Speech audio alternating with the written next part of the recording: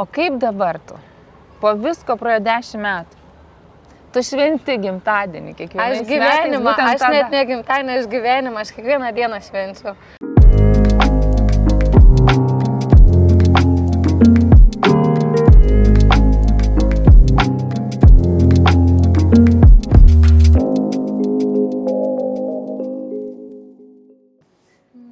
Nėra tarp dantų man? Ne. O tarp pasane? Ne. Nes vieną kartą buvo taip, mes fotosesiją visą su mano profotografavom su man žaliu lapu Tai podcast'e dar nes nieko. valgiau salotas. Tai jis visas foto turėjo Retušą. taisyti, nes aš visur šypsaus. Žinok, baisu buvo. Gerai. Čia visai nereikia juoktis. Susikupam. Eina savo. Kaip sužinojai, kad sergi? Oi, čia jau mano šitą istoriją jau tuoj bus 10-metis. Aš netgi planuoju, organizuoju, noriu paminėti šitą datą. Kaip antrą gimtadienį? Jo, praktiškai taip, aš kiekvienais metais jį paminiu, bet šiame 10 metų jau bus spalio mėnesį, tai kažkaip atrodo, norisi ypatingai paminėti šią savo dieną. Ir tas mano ligos pradžia, tai labai tokia miglota ir tarsi aš galvoju, kad aš jau tą ligą turėjau keletą metų prieš tai, bet kaip ir niekas nerado, tai aš ne vieną... O tu jautėjai, žinojai? Ne, aš ieškau problemų skrandyje. Jo, ir man skaudėjo skrandį, o po to, kai jau viskas išaiškėjo, kas man iš tikrųjų buvo, tai netgi pasirodė yra susiję. Pas moterišką liniją gali skaudėti skrandį prie šitos ligos. Skauda man dabar skrandį. Neįsigazdink tik tai. Nes aš Australijai pradėjau tirtis. Tiesiog kiekvienais metais darau tyrimus, kraujai, visą kitą, visi moteriški dalykai. Ir mane pradėjo gazdinti mano gydytoja, kad man reikia viską išpjauti. Kiaušintakius, gimdą gal palikti, o gal irgi pjauti. Žodžiu, viską. Nes reiškia, vienas kraujas rodo aktyvų vėžinį žymenį. Ir skrandyje, o dabar irgi grįžau čia į Lietuvą, kad viską iš naujo padarytų, nes ten jie pradėjo mane pjaustyti, o Lietuva sako stop, grįžk. Pirmą išsiaiškinkime. Ir skrandyje rado tą helikobakterio bakteriją, kuri, sako, gali rodyti tą. Pats kraujo tyrimas gali, kadangi turi kažkokią bakteriją ar virusą, gali tiesiog rodyti kraujo, o dar gali ir nebūti. Kartais gydyti ir taip sako. Tai kaip tau viskas prasidėjo nuo to skrandžio? Man skrandyje irgi buvo ir ta bakterija, aš ir vaistus gėriau, ir tas lemputės rijau, kur skrandį tikrina ir niekas nerasdavo jokių problemų skrandyje. Ta bakterija atrasdavo, išgeri vaistų tą visą dozę ir po to vėl taip, nes mes visi ją turim, tik tiek, kad jeigu neaktyvesnė, reiktų ją, kaip sakant, slopinti. Tai man ir slopino gal kokius 4 metus. Aš bent jau taip bandau suvesti galus nuo savo tos pradžios. Ir aš eidavau ir pas moterų gydytojus, bet jie tiesiog mano labai buvo jaunas amžius, aš buvau 27-erių, realiai visos, tarkim, ginekologinės problemos, tai tikėtina, kad apie 40 moterim prasideda. Aš buvau per jauna, dėl to taip ganėtinai žiūrėjau taip kaip lengvai. Jo. Ir visiško, aš darydavau skrandžio echoskopą su tą lemputę, po to pilvo organo echoskopą darydavo dažnai man. Iš tikrųjų, realiai aš kas keletą mėnesių man siūsdavo vis, nes aš vis skundžios ir vis nieks nieko nerand. Ir per didelį atsitiktinumą man atrado pilve skysčių. Tai aš kai juokaudavau, kad aš atrodydavau tokia kaip 3 mėnesių nėštumą, žinai. Išsipūtęs jo, pilvas. toks pilvelis išsipūtęs. Ir aš jau net pati tą priimdavau faktą ir juokaudavau. Nes traškučiai, Coca-Cola ir galvoju, aš čia per daug sau leidžiu, tai taip ir yra, žinai. Ir vieno tyrimo metu viena gydytoja tą skystį pamatė ir sako, va čia tiesiai iš mano kabineto įsekanti tirtis moteriškos apačios, žinai, visą ginekologinę echoskopus darytis. Ir va taip užsikabino. Bet čia buvo visiškai atsitiktinumas. Tai jeigu galvojant apie tai, kaip galėtumėm pradėti ieškoti ligos, tai manęs ne viena mergaitė yra klausus ir per ten, tarkim, Instagram'e, žinučių, kiek sulaukiu, tai nuo ko pradėti, aš nežinau, aš bijau. Tai yra tiesiog kiekvienam organui vėžinis kraujo tyrimas, konkrečiai tam organui. Ne visas bendras kūno, bet tarkim, kiaušidžių vėžio, jeigu neramina. Tai ten gali net be gydytojo siuntimo nueiti kraujo centrą ir ten, tarkim, nežinau, kiek kainuoja, apie 300 euriukų ir parodo tą vėžinių ląstelių, būtent kiaušidžių organai, kiek ar jos aktyvesnės ar ne. Tai va tokia gali būti pradžia, žinai, jeigu neramina. Šiaip, tarkim, jeigu dar tęsiant apie tą ligą ir simptomus, man moteriškų simptomų jokių praktiškai nebuvo. Aš buvau unikumas dėl to, kad skauda tik skrandį, o visi kiti tyrimai, visi simptomai, viskas idealiai su moteriškom ligom. Žinok, aš tavęs klausaus ir toks jausmas, kad tu pasakoji dabar apie mane, nes lygiai taip pačiai aš jaučiuosi, viskas atrodo gerai, bet kažkas neramina. Kažkas neramina. Nu, aš netgi ne dėl skrandžio jau, aš tiesiog ėjau tikrintis. Tiesiog profilaktiškai ir tas skrandis man yra skaudėjęs per 36 metus, gal kokius 2 kartus labai stipriai iki susirietimo, o daugiau viskas kaip ir gerai. Tai va, o dabar dar tie būna tie skrandžio skausmai ar nebe? Nu va čia užvalgiau keptos duonos grįžus į Lietuvą ir vėl tas pats. Tai bet trečias toks buvo skausmas. Matai, aš irgi nesupratau, aš žinai, kaip suvedžiau, kad nuo kada man pradeda skaudėti, kai išgerdavau gėrimus su burbuliukais, neskaitant ar kola, ar šampanas, ar sidriukas, ar mineralinis.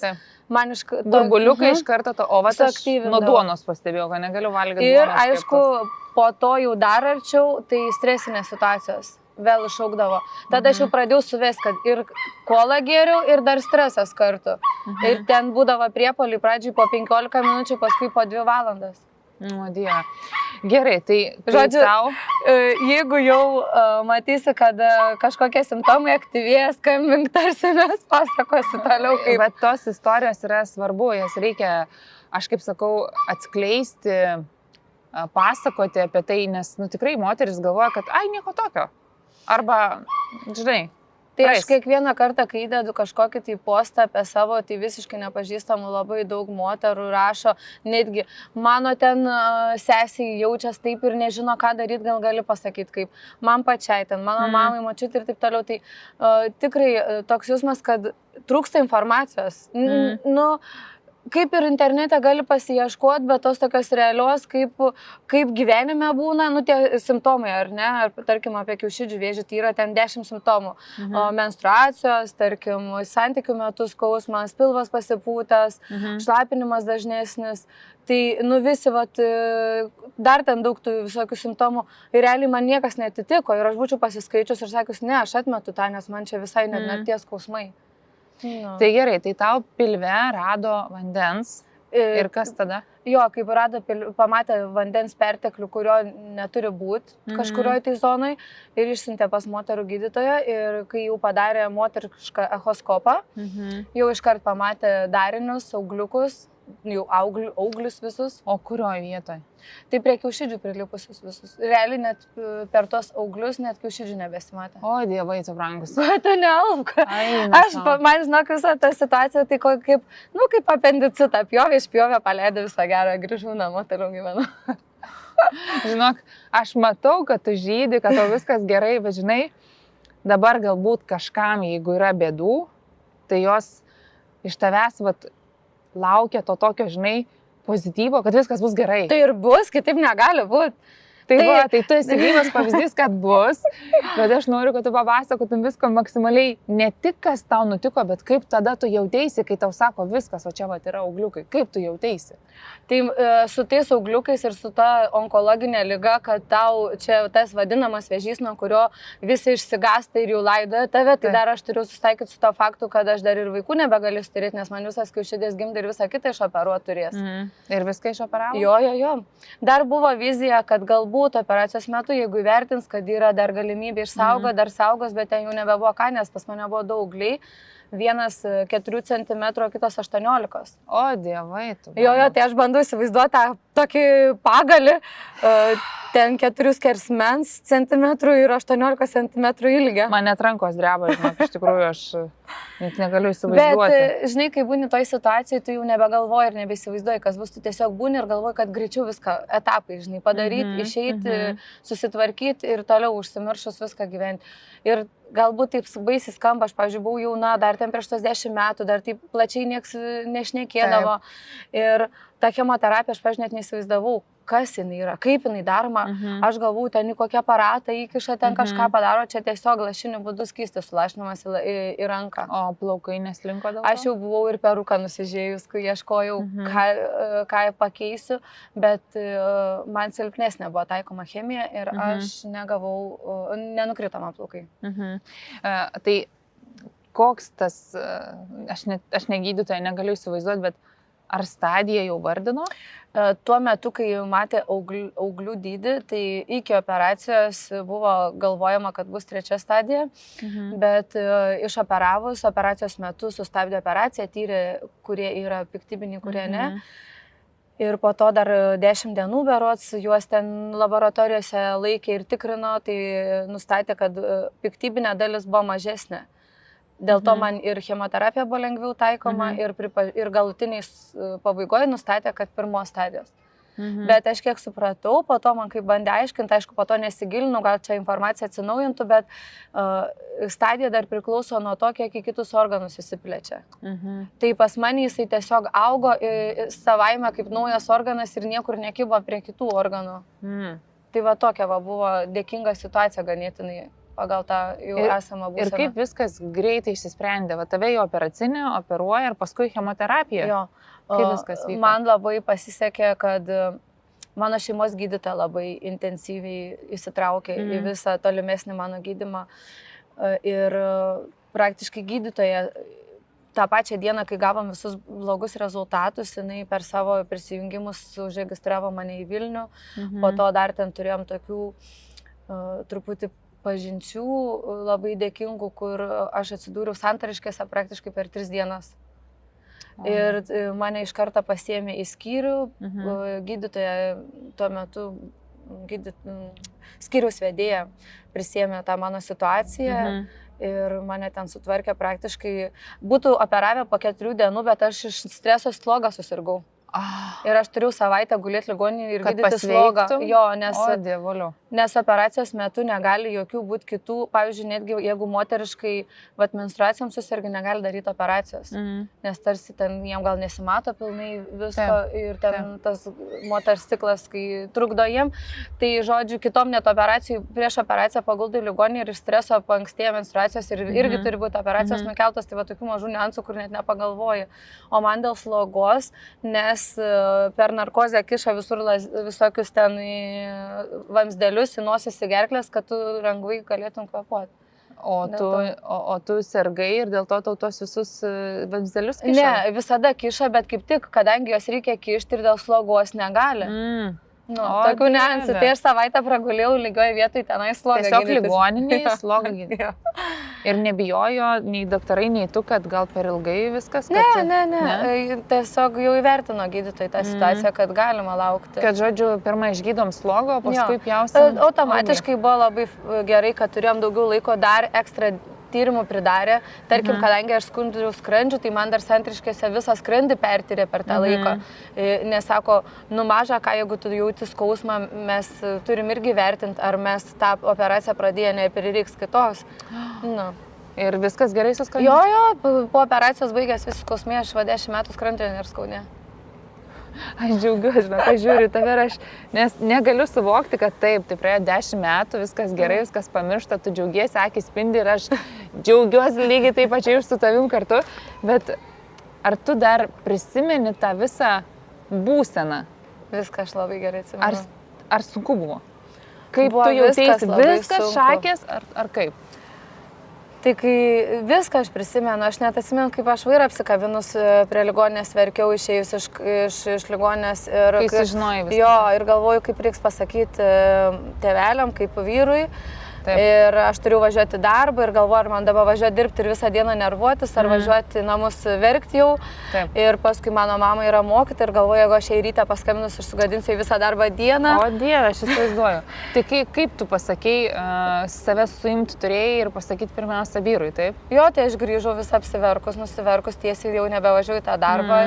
Vyras dar lovoje radau, sakau, viskas ir blogai. Nieko, streso tai daug, kaip ir visiems. Aš tikiu, kad visi yra panikoje ir nežino, tarsi jau onkologinė lyga ir visi jau laidoja. Ir visi draugai, šeima tave laidoja mintyse, aišku, net gal tu garsiai to nesako. Didžiausia baimė yra ne dėl to, kad kažkodėl, kai apendicitai išveža pjaut, nu tai išpjaus ir parvažiuosi. Bet čia tai jau atrodo, kad viskas jau nebegrįši. Tai, bet nebuvo kada, nes mane iš tikrųjų greit supakavo, greit, žodžiu, į santariškės, greit į ligoninę, greit operaciją, realiai, kad aš per 2 savaitės jau buvau operuota. Tai realiai pastatyta ant kojų. Jo. Ir tada chemoterapija prasidėjo? Jo, reabilitacija 2 mėnesiai Šventojo sanatorijoje, buvau pasirinkų Šventąją ir po grįžus jau tada prieš Kalėdas 1 chemiją gavau. Tai tu iš Šiaulių atsidūrei Vilniui? Jo. Kaip tavo vyrui sekėsi tave lankyti? Tai šita situacija tai buvo sudėtinga, nes mūsų apskritai visa finansinė situacija buvo labai kritiniai būsenai, nes mes buvom ką tik išėję iš savo oficialių darbų. Tuo metu aš apskritai ten net algos negavau 1,5 metų, dėl to aš pasirinkau jau ir žodžiu. Jokių biuletenių, nieko, viskas.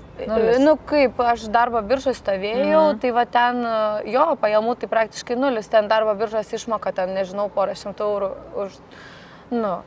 Ir mano vyras irgi buvo ką tik prieš mėnesį išėjęs iš darbo, nes mes planavom nukeisti darbus ir mes dirbam pagal individualias veiklas, galvom čia truputį per žiemą kažkaip išsirutuliosim, vasarai kažką kitą galvosim. Ir tokia kaip ir pailsėti norėjom ir abudu be darbų, be tokių realių konkrečių pajamų ir bam, man reikia būti Vilniuje. Visiškai jokių santupų, ne tik kad be darbų, bet ir jokių santupų, jokių draudimų, nieko. Ne, visiškai, kaip stovim taip. Tai, ir dar būtų paskolą. Taip. Mokesčiai paskolą ir mano visas gydymas šiaip man nekainavo, dėl to, kad aš buvau ligonių kasų drausta ir man valstybė suteikė visą reikiamą gydymą. Tai čia buvo... Būtent ta visa operacija, gulėjimas santariškėse. Čia buvo jau, žodžiu, valstybės medicina. O kur tu pajutai, kad trūksta pinigų? Tai tiesiog man reikia važiuoti Vilnių, mes kurą neturim už ką užsipilti elementariausiai. Čia gal taip vaizdžiai aš sakau, nebuvo ten taip tragiška, vandeniu nevažiavom, kažkaip tą pirminę turėjom kažkiek minimaliai, bet tai buvo maks mėnesio eigos, kur turėjom mokesčius sumokėti ir pragyventi iki kito renginio. Ten tarkim žiemą apskritai tų renginių mėnesį gal vieną tik tai turėjom pragyvenimo. Tai aišku labai mano visa šeima, visa giminė, apskritai visi šeimos nariai. Susitelkė padėti. Mes net neprašius ir net neklausius ir tai net nebuvo skola, o tiesiog dovana, parama. Tavo gimtadienį. Jau praktiškai jo. Taip. Tai ten buvo nesvietiški skaičiai ir sumos ir buvo net neklausama, ar aš priimsiu, tiesiog be klausimų buvo atsiųsta ir padėta, nes viskas mano... Po to po operacijos pas mane mamytė 4 dienas Vilniui buvo apsistojus pas mane. Pas giminaičius apsistojo, bet mane po operacijos. Ir po to mama grįžo į darbus ir vyras dar keletą dienų irgi lygiai taip pat. Tai tiesiog elementariausiai pietus nusipirkti ligoniniai, ten 5 litai dar paskutiniai metai ten buvo. Tai, tokių net skaičiavom. Ten kojines prieš operaciją reikia laisvės nusipirkti ir tai galvoju, ar ten tą 15 litų turi už ką nusipirkti. Ta prasme, ten viskas buvo... Tokių dalykų, kur reikėjo būtinai pinigų, nelabai buvot pasiruošę. Visiškai nepasiruošę. Ir jeigu ne artimieji? Tai aš nežinau, tai būčiau gulėjus ir ką būčiau gavus, aš tą ir būčiau turėjus, daugiau nieko. O tu gali dabar savo ir galbūt man atsakyti, ar tie pinigai tau padėjo? Jeigu jų būtų nebuvę, kaip tada? Tai faktas, kad padėjo. Ta prasme, aš nežinau, tai būtų manęs nieks nelankė, būčiau ką iš ligoninės gavus, tą ir turėjus. O kaip tu manai būtų užtekę, bet to, ką iš valstybės, iš ligoninės būtum gavus? Aš manau, kad apskritai valstybinė medicina tikrai yra stipri ir man pasveikti ir man sugyti, aš tikrai būčiau sugijus, bet nebūčiau turėjus kažkokio elementariausio komforto arba būčiau dar turėjus didesnį stresą, jeigu būčiau, ten elementariausiai, kaip sakau, ten tas kojines 15 litų ir aš gal būčiau turėjus svarstyti, ar aš jas turiu iš kur nusipirkti, kaip pavyzdžiui, iš kur nusipirkti. O paskui po santariškai sekė sanatorija. Jo. Ir kaip ten jau reikėjo savo lėšų? Aš sanatoriją gavau irgi iš valstybės, pagal savo ligos visą istoriją, bet aš santariškės sąmoningai, tas šventąją sąmoningai rinkaus dėl to, kad man būtų arčiau šeimai atvažiuoti aplankyti. Viskas buvo apskaičiuota. Taip. Ir realiai ten, pavyzdžiui, papildomų nori masažų kažkokių, kad greičiau atsistatytum, tai jau kainuoja. Kažkiek minimaliai priklauso, ką duoda valstybė, bet jeigu nori ekstra, kad sustiprėt greičiau, jau ten papildomai kiekvienas ten kainuoja.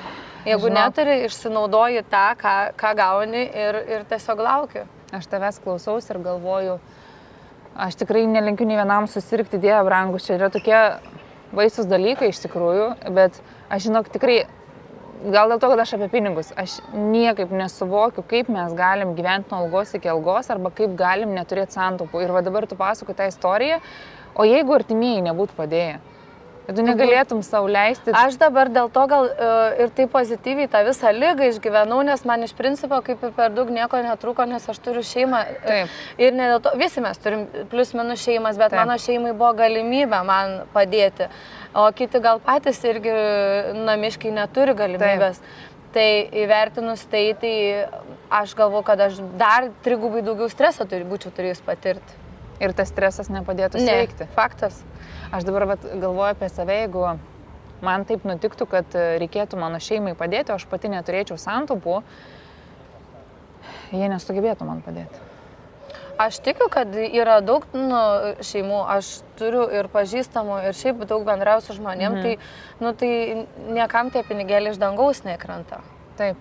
Jo, tai aš tą puikiai suprantu ir aš tą įvertinu ir aš labai esu dėkinga visai savo šeimai, nes aš tikrai nežinau, kaip aš būčiau. Dabar aš gal net niekada apie tai per daug ir nesusimaščiau, nes man kažkaip viskas vyko greit, išsirutuliojo dėkingai, visos aplinkybės labai sklandžiai susidėliojo. O kaip dabar tu? Po visko praėjo 10 metų.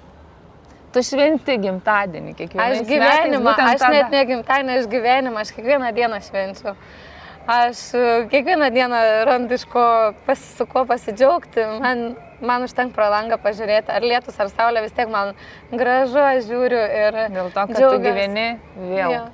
Aš švenčiu gyvenimą kiekvieną dieną. Mano čia net, mano kreda, viskas tik į gerą ir švęst gyvenimą. Tai aš šiandien dienai tikrai, tarp kitko, tęsiant tą mintį kaip iš poligoninės, mes ten su vyru susiskambindavom, kuomet jau aš ten sanatorijoje buvau ir jau kūrėm planus, kaip gyvensim, kaip keliausim, žodžiu, kaip save lepinsim, kaip, žodžiu, niekur nebetaupysim. Ir aš, grįžau iš tų visų ligoninių, tas visos chemoterapijos baigė, kaip ir reikia pradėti dirbti, atėjo pavasaris, jau buvo balandis, kai viskas užsibaigė nuo spalio praktiškai. Ir jau čia mūsų ta euforija, jau ta ligos, kad jau čia reikia keisti viską. Ir mes sėdim, vis tų pinigų tai neatsirado. Niekur iš jų neprisispausdinom. Gyvybė yra, bet pinigų tai vis tiek nėra. Ir realiai aš ir dirbti nebegalėjau. Kaip negalėjai dirbti? Tiesiog aš buvau biuletenį, nedarbingumo periode, aš neturėjau energijos, aš tarp kitko gavau neįgalumą. Man neįgalumą tik prieš 2 metus panaikino.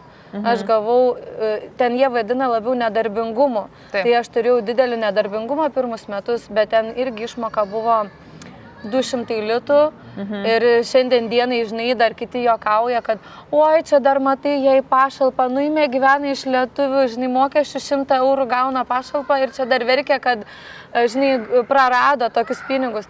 Tai realiai už tą pašalpą vadinamą neįgalumą, tai net vitaminai geri neišeitų. Taip. Aš nebekalbu apie visą kitą. Tai yra visiškai niekas. Nulinė ta pašalpa, realiai nei mokesčiam, niekam, o tu dar esi gydymo procese, kur tau reikia ne tik vaistų, vitaminų, bet tau dar reikia ir geresnio maisto, tau reikia ten prisižiūrėti savo mitybą. Ir taip toliau. Tai mes čia skrisim, planuosim, žodžiu, po pasaulį keliausim ir bam realybė. Mes tik žiūrim, kaip mokesčius susimokėti. Aš žinok, nuo tavęs klausaus ir noriu įterpti labai. Kažkas dien kalbu visiems apie 50, 30, 20. Vat ta taisyklė yra apie tai, kad žmogus turėtų visada, ne tai, kad pasiruošęs blogiausiam būtų, bet visada turėtų tom pačiom atostogom, kad turėtų, ne? Ir jeigu, tarkim, jūs šeimoje visus pinigus, kiek uždirbat ir dabar ir tada, kada uždirbdavot, būtumėt skirstę, 50% pragyvenimui, 30% pasidėję po pagalbę, tikrąją tą žodžio prasme, kaupti santaupom, ne, ir turėti tų santaupų ne šiaip kokį ten 1000-2000 kaip pavyzdys, o kokiem metam pragyvenimui maža kas nutiktų. Supranti, ką tai reiškia, tai yra dideli pinigai iš tikrųjų, kaip pagalvoji. Tai žinok, mes taupydavom, bet mes tikrai ne 30%, mes dėdavom kiekvienas nuo savo algos po 100 litų. Mažai. Jo, ir mažai, ir žinai, kaip tipo čia kelioniai. Nu, per metus susitaupysim į Turkiją, nuskrisim vieną kartą per metus. Ir bam, šaldytuvas sugeda. O, Dieve, čia žinai, Turkija nebėra. Čia kaip tyčia, kodėl? Dėl to, kad šaldytuvai nebuvo atsidėję. Jo. Supranti mintį? Tas 30% yra viskam. Čia yra sveikatai, čia yra atostogom, čia yra naujam automobiliui. Tarkim, iš tų pačių 30% čia yra sveikatai, o čia yra just in case, vadinasi, ne jeigu kas. Ir pas jūs va to nebuvo, nes fokusas buvo tik atostogom, gyvenimas susideda, tai ne tik iš atostogų. Tai paskui, kai šaldytuvą, žinai, nusipirka naują tą mašiną sugeda, žinai, nu tai va taip ir gyvenam, žinok, va ta mūsų tokia pradžia buvo. O šiandien dienai, jeigu tęsia tą mintį, tai iš tikrųjų mes labai daug skiriam laiko savo darbui, nepaslaptis, kad mes neturim vaikų, aišku, labai daug kas pabrėžia, kad oi kaip gerai, jūs neturit vaikų, galite lengviau gyventi. Jo, mes čia galim viską sauliais, galim čia žodžiu prabangas, kelionės ir taip toliau. Bet aš neatsakiau, padarysiu kažkokį postą, kad tipo, jūs neturit vaikų, jūs čia dviese dirbat, žmona irgi neblogai uždirba, nes dažniausiai tipo, moteris ką uždirba, savo išleidžia, o vyrai tik tai ką uždirba šeimai jo. Ir kaip jums patogu. Ir ne, mes tiesiog abu daug dirbam. Mes neturim laisvalaikio, mes neturim, tarkim, vasarą, kol visi pramogauja ir nemato, kada mes dirbam, visi prie jūrų guli. O tik žiemą, kai jau mes galim sauliais kažkur pailsėti, oi, keliauj, be pigų, žinai, taip gyventi. Žinok, visada, Brigita, visiems kitiems atrodo, kad čia labai lengvas darbas. Geriau. Taip. Ir labai lengvai dirbi, ir daugiau uždirbi. Ir visi žino geriau už tave, žinok, tavo gyvenimą. Tikiu. Čia ta, jau gyvenimo taisyklė, ką jau esi pastebėjęs iš šono. Taip, iš tikrųjų labai liūdna, kai tu žinai, koks tu iš tikrųjų esi, o apie tave kiti piešia kitokius vaizdus. Tu žinai, kaip tu sunkiai dirbi ir kiek tu atiduodi savęs tam, kad tu galėtum žiemą, kai kiti eina į darbą, o tu gali išvažiuoti atostogų. Bet kokią kainą tu turėjai sumokėti? Tu susirgai ne šiaip sau, kažkas turėjo nutikti, kad tave taip gyvenimas sustabdė ir tu pagalvoji apie tai. Iš principo gal per daug ir nesusimaščiau, nes tiesiog vis tiek gyvenimas tu turi būti savo tvarkytis. O nebuvo tokių klausimų, už ką man tai? Aš visada net visiems kartojau, niekada. Niekada, Neklaus. Ne. Nes dažniausiai sako taip, aš nežinau tikėti to ar ne, bet jeigu taip įvyko, vadinasi, tave kažkur sustabdė, nes tu ten per daug dirbai, nes tu ten per daug savęs nemylėjai, arba iš vis savęs nemylėjai, arba dar kažką, ne taip savo gyvenime darai, kad aš savo tą momentą, tai nebent ir galvočiau, kad turėjau, tai buvo mano darbinės ryties pasikeitimas. Aš tada tam vienam darbė dirbau, negavau algos, tai aš labai pradėjau daug domėtis fotografiją, skirtam laiko ir šiandien dienai mes su vyru jau supratom, kad mes turim taupyti, kažkur investuoti. Mes su vyru turim tokią savo šeimos susitarimą, mūsų taupimo ir investavimo klausimų į ateitį. Jo, mes kiekvieną finansinę galimybę išnaudojam, žiūrėdami kaip investiciją. Nes, kad būtų, mes, o ne kad nebebūtų kaip... Mes šiandien dienai net ir taip ir sakom, kad mes jau kūrėm savo pensiją. Šaunuoliai. Mes jau strateguojam kiekvieną didesnį pirkinį, kurį galim sau leisti.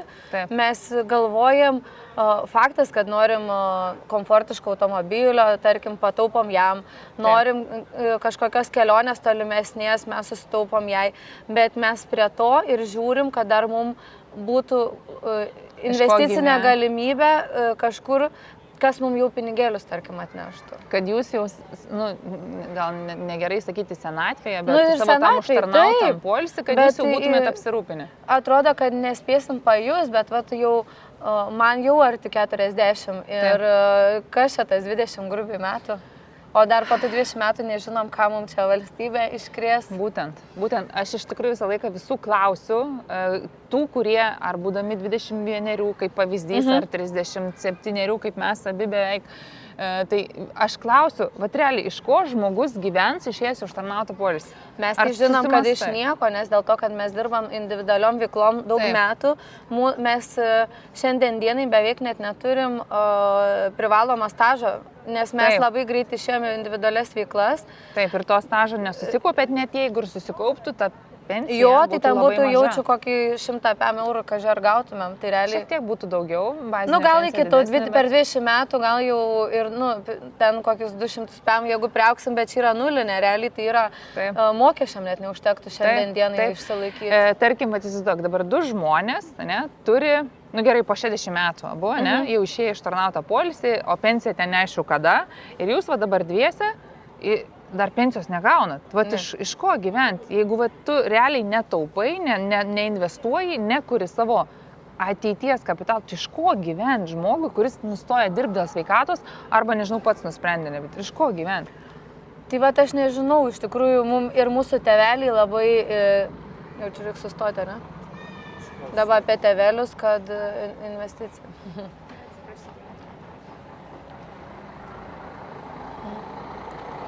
Kad mūsų tėveliai. Jo. Oh my god. Jis turėtų sustoti ir nutilti. Aš jau šis sustos išleisiu. Kad tėveliai mūsų pyko, kad netaupom. Tai mano tėveliai iš principo labai nesutiko į mūsų individualią veiklą, nes žinojo, kad mes nieko nekaupiam pensijai valstybiniu žodžiu mastu. Ir ką jūs darysit, ar jūs kaupsit, iš ko gyvensit, ateis ta pensija, jūs iš tokių veiklų, čia bus tragedija. Pasiėmėm paskolą būstui, o dieve iki pensijos paskolą mokėsit, o ateis pensija, nieko nebusit uždirbę. Neklausykit šitų dalykų. Tai mes, žinokit, turbūt esam vienas pavyzdys, kur mes neklausėm. Šaunuoliai. Dabar duok 5. Žinok, net ir savo brolį jau įtraukiam irgi į šitą veiklą. Įtraukiam? Pasiėmėm, brolį įtraukėm į savo tiesioginę veiklą, jo žmona kitoje veikloje, bet irgi individualiai dirba. Ir žiūriu, kad mūsų aplinkoje visai daugėja individualiai dirbančių, bet suvokiančių, kad patys turim savo kažką įsidėti per tą laiką, kol dar esam aktyvus ir darbingi ir kol dar, kaip aš mėgstu sakyti, kol mūsų aukso amžius, kol mes dar šienaujam savo darbų, savo užmokestį, tai turim maksimaliai viską spėti susiinvestuoti, susikaupti, kad po to, kai ateis ta 60, kad galėtumėm bent jau į metus kelionę, bent jau pagulėti su viskas įskaičiuota, kad ir pigiausia, bet kad galėtumėm. Nes tarkim, aš žinau ne vieną savo draugų tėvelius, kurie jau yra arti pensinio amžiaus, bet jie tiesiog ant mokesčių tik užsidirba, o neturi galimybę susitaupyti. Net, tarkim, yra tokių tėvelių mano draugų, kurių net nėra buvę, tarkim, toj pačiai Turkijoje. Taip, taip, nes nėra iš ko, kaip tu išvažiuosi. Tu gali net vaistam neužtekti, jeigu yra blogai sveikata. Tai vat mes truputį jau su vyru apie tai jau pradėjom, kadangi mums ta finansinė galimybė jau leidžia, tai mes jau ir taupam, ir kaupiam, ir investuojam. Šaunuolį, aš klausausi, man muzika ausima, aš labai džiaugiuosi dėl jūsų. Papasakok apie savo veiklą, kodėl žmonėms tu gali būti naudinga. Aš dažniausiai fotografuoju. Aš veiklų tai turiu milijoną, barba devindarbė. Tai mano pagrindinė veikla tai yra fotografija. Aš jau praktiškai 8 gal metus nieko kito nebedirbu, tik fotografiją. Kaip dažnai užsakymų turi? Tai vasara pas mus yra šiltuoju periodu, yra pats aktyviausias jo bumas. Ir mes lygiai apie tą pačią investavimą tai ir taupimą. Mes jau daug metų dirbam tik tai gal 4-5 mėnesius per metus ir mes turim pasiskaičiuoti, išsidėlioti, kad mes uždirbtume kad vasarą, žiemą išgyventume. Taip. Ir mes netgi, kai ėmėm būstui paskolą, va čia nesenai, prieš keletą metų paskutinę paskolą, tai bankė man net klausė jau darbuotoja vyresnio amžiaus ir aš nesuprantu, tai kaip jūs žiemą gyvenat? Tai sakau, taip ir gyvenam, nes mes jau pripratę, mes jau žinom, mes jau savo mėnesio išlaidas, žinot, kiek tam. Taip, mes pasiskaičiuojam, netgi, tarkim, pusmečiai į priekį mes pasidedam saugų variantą ir tada mes, jeigu matom, kad to pusmečio, jeigu mes dar turėsim darbų, tai reiškia, mes kažką dar iš tų galim jau vėl, ar tai vat kelionę, ar kažkaip poilsį, ar pirkinį. O jeigu matom, kad nebus ateinančius porą mėnesių darbų, tai mes ir neimam į priekį iš tos pasidėtos saugios sumos. Aš labai džiaugiuosi dėl to, kad labai. Bet čia tas lūžis įvyko po tavo ligos? Praktiškai jo, kaip mes pradėjom tą savo darbinę veiklą, labai daug skiriam tos savo darbinio laiko į darbą, prasidėjo daugiau užsakymų, daugiau veiklos, daugiau finansų ir tada pradėjom strateguoti, nes taip ir buvo porą metų, kad kaip ir atrodo visai neblogai uždirbam per vasarą, per visą žiemą kažkur ištaškom, ar tai kelionė, arba tai kažkoks didesnis pirkinys, ateina nauja vasara, mes nieko, nei nusipirkom normaliai, nei pinigų, žinom, kad vasarą uždirbsim ir vėl visą žiemą mes taip gal kokias 3 vasaras. Atrodo, ardomės, bet nieko neturim. Tik truputį po biškutį paskolai neždavom anksčiau už pirmą butą, kad greičiau paskolą išsinešti. Vienintelė buvo mūsų investicija ir tai ten buvo nedidelė sumos po, tarkim, 2000 ekstra į mėnesį. Ir po to, kai supratom, kad tie pinigai va taip kažkur... Taip, jie atėjo ir šio. Va taip, visiškai. Tai mes tada jau pradėjom susivokti, kad mes per daug išleidžiam nereikalingiam pirkiniam ar kažkokiem įvykiam. Tai tada jau susiplanuodavom, planą pasidarydavom, kiek mes galim tikėtinai uždirbti, ką mes galim už tą sumą nusipirkti vertingo, kad mums išliktų išliekamoji vertė ir kiek dar lieka pragyvenimui. Susidėliodam, sustrateguodavom. Nesijaučiu, jeigu taip nebūtumėm susėmę, tai taip ir būtumėm tik gerai gyvenę. Aš džiaugiuosi, kad jūs padarėt pokyčius ne tik dėl finansų, bet apskritai savo gyvenime požiūrį. Dabar tu džiaugiesi, tu visada džiaugiesi ir tas matosi iš tavo istorijų. Tu dėl visko džiaugiesi. Ir dar tokie tavo tie bairiai kartais, aš taip pasižiūriu, galvoju, šaunuolė, bet iš ko tas toks atgimė? Dėl to, kad turėjai sukrėtimą. Aš dabar saugiai gyvenu. Taip. Ir mes, aišku, man labai pasisekė apskritai gyvenime mano vyras. Jisai labai supratingas, labai ramaus būda, žodžiu, mane toleruoja visus mano iššūkius jam mestus. Dėl to jūs ir kartu. Nes negali būti žmonės kartu, jeigu vienas kito iššūkių net laiko. O žinai, kaip aš mėgstu sakyti, kartais manęs klausia, kaip jums čia taip sekas gerai gyventi ir aš žinai, kaip sakau, mes pasipykstam kaip ir visi dėl nesąmonių, bet mes didelius iššūkius išsprendžiam kartu. Taip. Tai vat, mes turim kartu bendrą tikslą, bendrą požiūrį, mums atitinka bendrą idėją taupimo atveju, bendrą idėją pirkiniam, mes viens kitam pritariam ir padedam, skatinam ir, žodžiu, toleruojam kokias nesąmonės, kur visiems jų gyvenime atsitinka.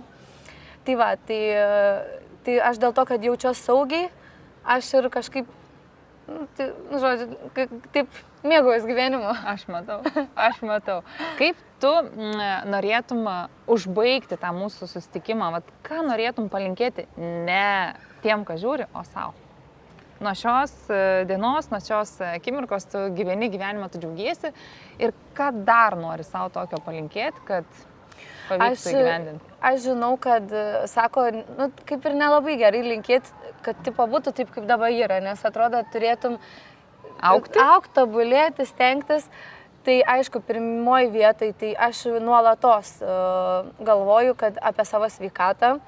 Aš visada mintim savo siunčiu energiją sveikatos klausimu. Ir šiandien dienai aš tiesiog norėčiau, kad neprarastų džiaugsmą gyvenimui. Ir sugebėti sustoti, kai jaučiu, kad pervargau, nes tikrai darbiniai srityje labai. Aš netgi norėjau savo fotografiją keisti prieš COVID-ą. Bet per COVID-ą supratau, kad mano ta specialybė labai buvo dėkinga tuo metu, nes mano vyras buvo visiškai uždarytas be nulis pajamų, tarp kitko, va čia dar mini tema, nes mano vyras... Aš skaičiuoju, kad 9 mėnesius jis man sako, kad 7, jis buvo su 0 pajamų. Nuliuku. Nieko nekeičia, ar 7 ar 9 yra blogai. Buvo kiaurų 0, o aš galėjau dirbti labai ribotai per atstumą, bet aš galėjau dirbti, kad uždirbti ant maisto ir nereikėjo mums imti iš santaupų. Šaunuolė. Nes mūsų santaupos buvo paruoštos naujam būstui. Ir ten buvo kosminė dydžio investicijos ir COVID-as. Ir vat, mes visą santaupas išsaugom su tą mano veiklą ir aš supratau, kad aš turiu tos veiklos laikytis ir ne tik dėl santaupų, bet aš labai pasikraunu nuo žmonių, nuo jų energijos. Mano darbas dažniausiai yra vestuvėse, kad ir kaip bebūtų, vasarą didžioji dalis jaunavedžių spėja metus į priekį užbėgti savo šventėm už akių mūsų rezervuoti. Tai aš tiek gerų emocijų prisigaudau, jie ten meilę spinduliuoja, šventės, visada pasipuošia, gražus, gera nuotaika. Tai aš pati iš tų klientų tiek pasikraunu ir kai buvo covidas ir kai mes sėdėjom užsidarę ir aš tada galvoju, kaip man trūksta to. Tai va, apibendrinant, kad aš tikrai labai džiaugiuosi, kaip mane likimas visur pastūmė, žodžiu, aš turbūt kažkokia laiminga. Turi labai stiprų angelą sargą. Jo, ir aš manau, kad teisingai pasakyčiau, jeigu dar pridėčiau, kad mano vienas sparnas yra vyras, kitas mama, žinai, nes mūsų labai su abiem yra mano labai didelis ryšys. Aha, ir jie mano visur ir visada. Tai va labai džiaugiuosi, tarp kitko mama ta, žinai, kur saugumą visada nori jungti, o vyras, kuris šiaip palaiko bet kurio mano sprendimą. Ir ta mano darbinė veikla mane tik užkrauna, paskatina ir aš atrodo, va dar noriu save visiems parodyti, paskleisti tą gerą energiją, kad tie žmonės, kurie kažkokį tai turi niuansą gyvenime, kažkokį tai sukrėtimą ar kažkokią situaciją sudėtingą, kad jie neprarastų to tokio geros energijos, pozityvo ir žinot, kad vis tiek, aš dar mėgstu sakyti, ir tai praeis. Tai va, kad visi susikauptų, blaiviai žiūrėtų į tą situaciją ir į paniką nepultų. Tai va, ypatingai tu, kaip ryte, tai kai mūsų pokalbio pradžioj taip atrodo, net užsimerkus, tai atrodo net gyveni tose skausmuose, kuriuos galbūt net patiri, bet kuriuo atveju, žinok, ir tai praeis. Ačiū tau. Kokia energija iš tavęs eina savo. Labai, neištepiau tą. Nesvarbu. Labai.